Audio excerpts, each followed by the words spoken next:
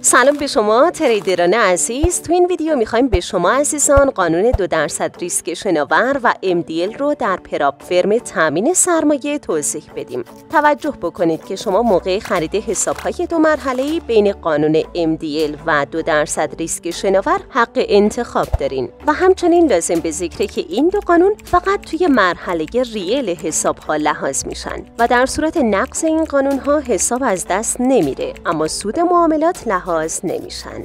قانون MDL یعنی حجم مدیریت معاملات.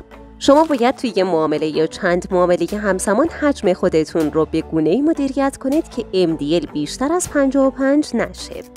زمانی که شما معامله باز می‌کنید، یه عدد با عنوان مارجین نمایش داده میشه و مقدار این عدد نباید از 55% اکویتی حساب بیشتر بشه.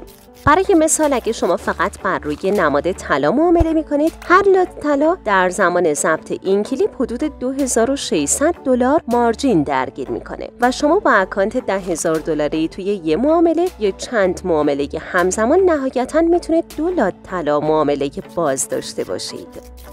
قانون 2% ریسک شناور یعنی مدیریت ریسک معاملات.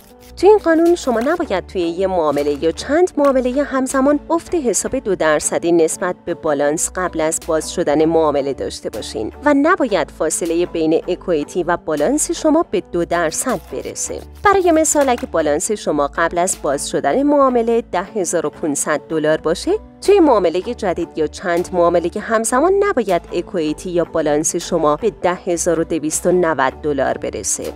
لازم به ذکره که در صورت رسیدن مجموع حساب‌ها در ریل به $50,000 و بالاتر باید قانون 2% ریسک شناور رعایت بشه، حتی اگه MDL انتخاب شده باشه.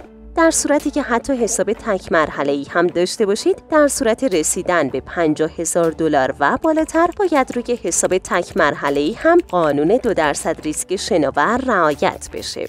با سپاس از همراهی شما عزیزان. پراپ فرم تامین سرمایه، حامی معامله‌گران.